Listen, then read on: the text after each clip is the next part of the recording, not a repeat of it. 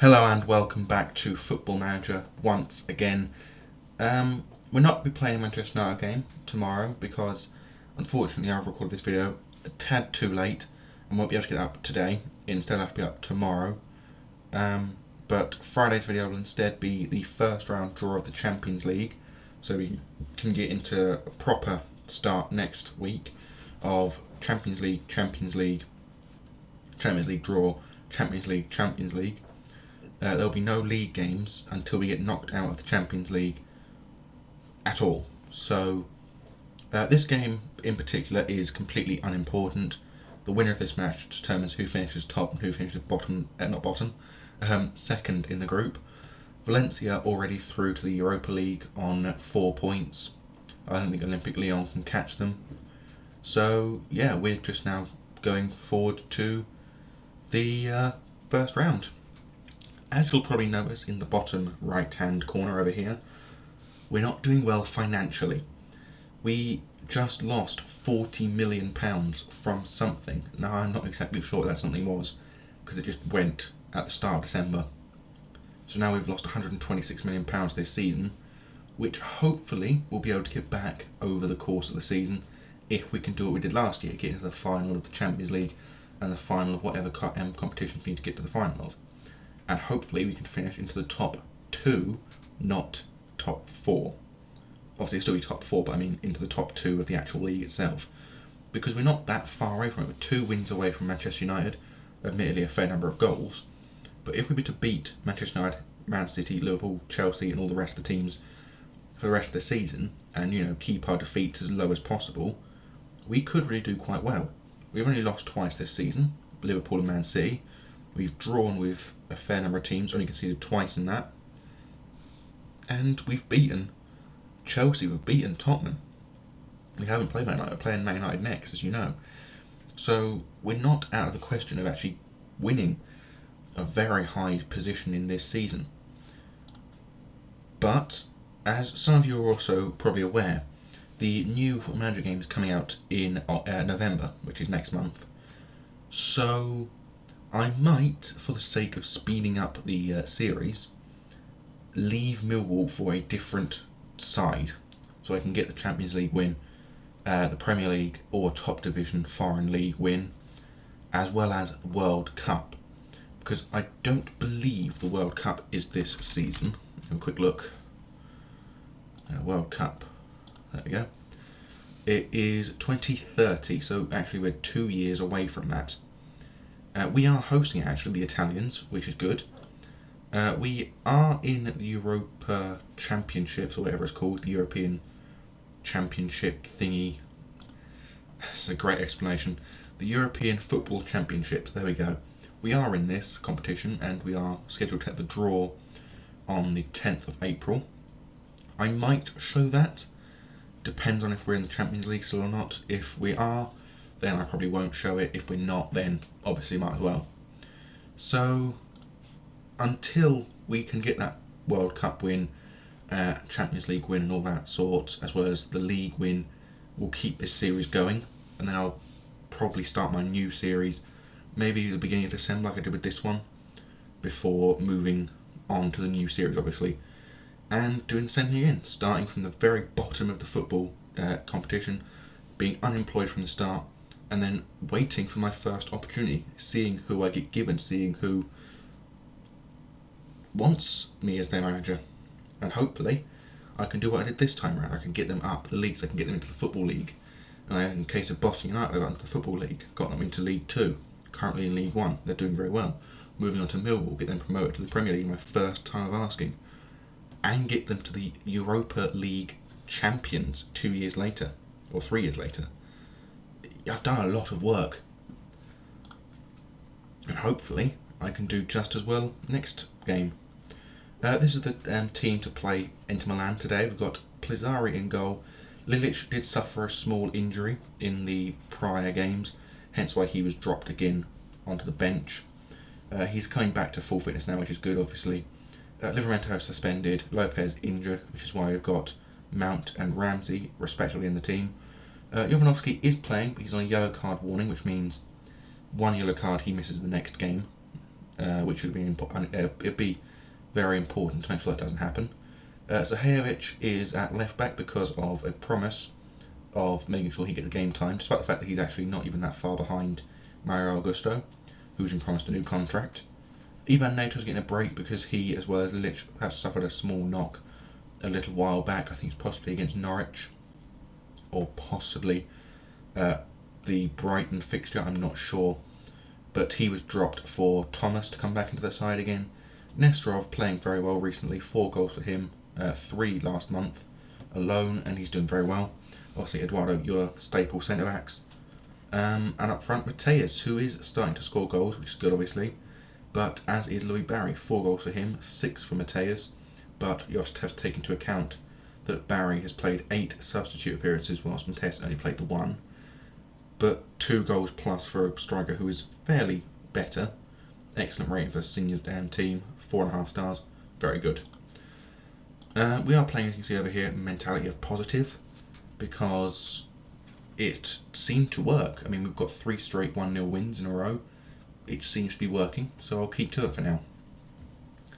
But obviously the Inter Milan fixture is going to be very difficult. It's a very different fixture than the ones we've been playing. We've been playing Brighton, Norwich and Chelsea. Chelsea, they're the only one of those 3 that I'd compare to Inter Milan.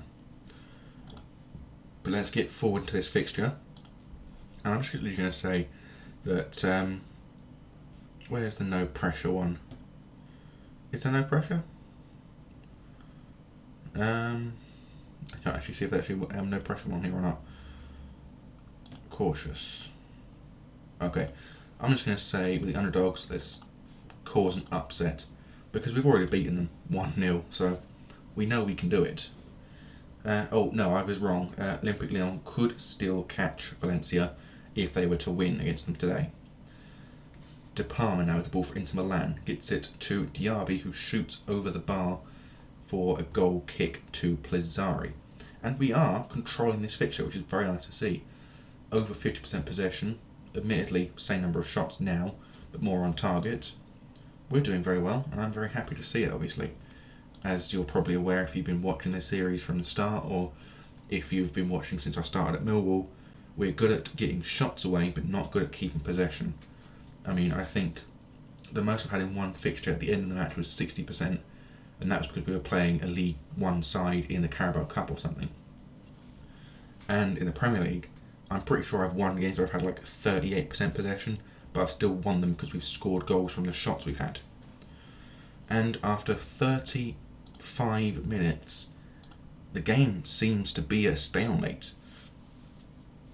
Here we go, Diallo Kulabi swings the ball in from the corner, and Mirko Conti gets the ball in from the far post with a terrible piece of defending work from the guys on the posts, who really should have headed that ball away at the first opportunity, because he just stood there and watched the ball fly over his head for Conti to get, and that does mean we fall into 2nd place in the group.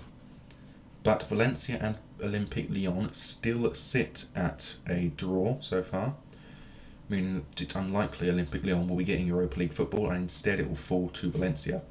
Diallo plays the ball into the middle for Diaby, and Bojan Drobnjak gets a shot away, and we are now 2-0 down, which is again incredibly frustrating after the recent good form we've been having with our consistent 1-0 wins and a 3-1 beating of Valencia. But again, terrible defensive work. The 2 in the middle, Eduardo and Yola, need to be doing better. And to be honest, we need to have more shots. We've not had a lot of possession in the last few moments that have ended up in shots for us. We've had a third of the shots that they have. Diallo Kulabi again with another corner kick and another goal. Mirko Conti with another goal. So for the second half, we're going attacking. And you may be thinking, watching this video, what's the point of attacking? You're just going to concede more goals. It doesn't matter if we concede more goals at this point in time. We've qualified already. This match is fairly unimportant in terms of what will happen in the group. So for now, this doesn't matter. But what does matter is that we need to change the team up drastically. So Mason Mount will be falling off for Iban Nato in the attacking midfield role. Tasic is finally doing well as a attack winger, which is good, up to 3-star rather than 2. Again, very important. And we're also going to bring off Mateus for Louis Barry. So we've effectively just now taken off the entire attacking group, apart from Jovanovski, apart from Nestorov, in an attempt to try and salvage something from this game. 1 goal, maybe 2-3 goals. A ball now played to Piscopo. Now Diaby back to Piscopo. Piscopo runs it into the middle, looking up to find the head of Zahajovic. Heads it down to Nestorov.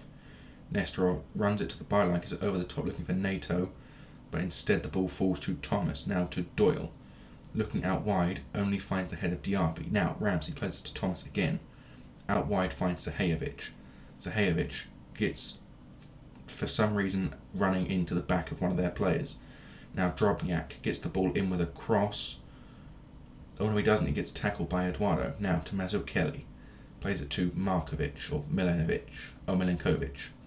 But thankfully De Palma's header is offside, so that doesn't count. And we will sit at 3-0 still. Oh yeah, that's Milenkovic, isn't it? That's the famous Serbian player that's fairly good. Doyle swings the ball in from a free kick and cleared very far by De Palma. Ramsey now at the ball, looking up to try and find a person to pass to, ends up going back to the Italian goalkeeper Plizzari. Now Zahajovic runs it forward, gets the ball out wide to find Nestorov. Nestorov, looking back finds Doyle. Doyle plays it over to the right wing of Tasic. Nato runs it forward, gets the ball to, unfortunately, Milenkovic. And Drobniak gets the ball again on the byline, runs it straight past Zahajovic, and nearly scores his second and Inter Milan's fourth. But again, terrible play. Doyle swings the ball in from a corner, and Louis Barry does pull back a goal. Barry's 5th of this season, in probably the best piece of work we've had the entire game in the attacking front. And it was just because Nato managed to head that ball back across the box again that gave us that goal. But after 60 minutes almost, Yolo now with a throw-in, gets it into the box again. Tasic heads it on to Thomas, but finds Doyle outside. Then Nestorov, with a thunderous effort, pulls it back to 3-2. Millwall may find their way back in this fixture. I'm going to ask some creativity now. Try and get another goal.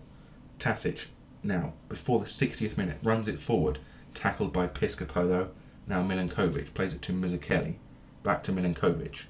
Plays it through the middle but only finds Ramsey. Now Nato. Forward looking for Tasic. Heads it down to Barry, who shoots and scores.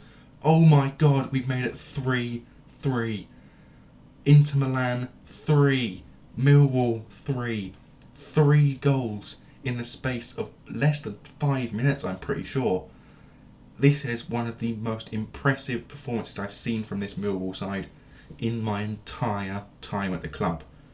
Louis Barry's beautifully struck effort from outside the box, and his header and Nestorov's shot just a minute before Barry's equaliser, and it gives us hope that we can still win this fixture, and I'm going to praise them for that, because we may be drawing 3-3, but we were 3-0 down, and I'm very happy that De Palma's header in the second half was ruled out for offside. Never mind, I was going to pause and go to positive with a change of formation, but I'm actually now going to change my mind.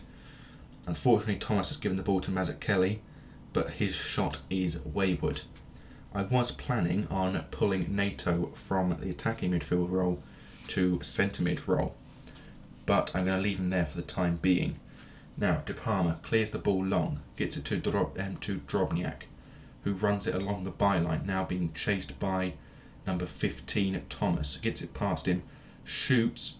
Oh, that was terrible. But thankfully, all of the Inter Milan shots cannoned away off of the defender. And I think at this point, I don't think Inter Milan can score that winning goal.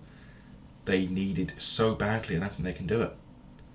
Ramsey now with a throw-in. I do not want to eat my words in the last 4 minutes of this match, A long throw met by the head of Diallo, but it's poor. Finds Tasic, now to Barry, who gets into the box, looking for a shot, but it cannons off the outside of the post and ends up wide. After 92 minutes, Millwall sit at a 3-3 stalemate with Inter Milan. And even after an extra minute of stoppage time, we have managed to go unbeaten for a 13th straight match. And I have to be honest with you, I did not expect that to happen. I really did not expect it to happen. And the 3 players that I brought on were very much the architects of that victory. And I'm going to passionately say to every single attacking player on that field how delighted I am with them, because they showed desire to win this fixture. I mean, Nestorov, he was a 6.4 at half time. You can see it down here. He's a 7.0 now. 8.7 for Lou Barry. He's already now equalised Mateus's goals scored. He's done incredibly well. Now we have Manchester United next. Obviously you won't see it, as I mentioned.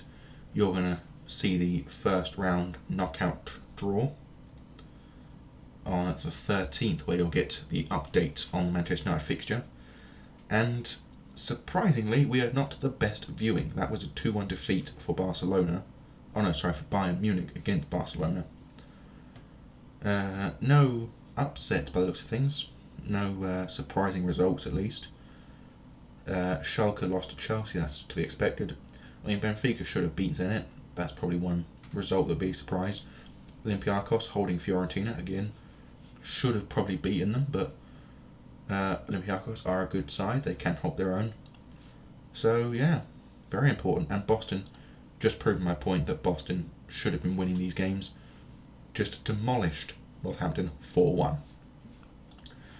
Now, Aidan Pilbeam, good, okay. Goals galore. You telling me. We received around about £1.5 million for qualifying, as well as for obviously getting the draw. That's unfortunate. That's unfortunate. Jack Kelly doing so well to get 7.5, playing 120 minutes worth of football, but just couldn't hold off against Luton Town. Another player that I'm probably going to either release at the end of this season, or he's probably going to be released in this season. I think he's not anywhere near good enough to warrant a full contract that will see him playing for us, obviously.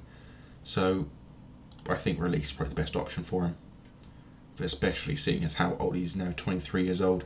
He's no longer at that point where we could justify keeping him around as, loan fodder. But, as I say every episode, until next time, I bid thee adieu. Goodbye.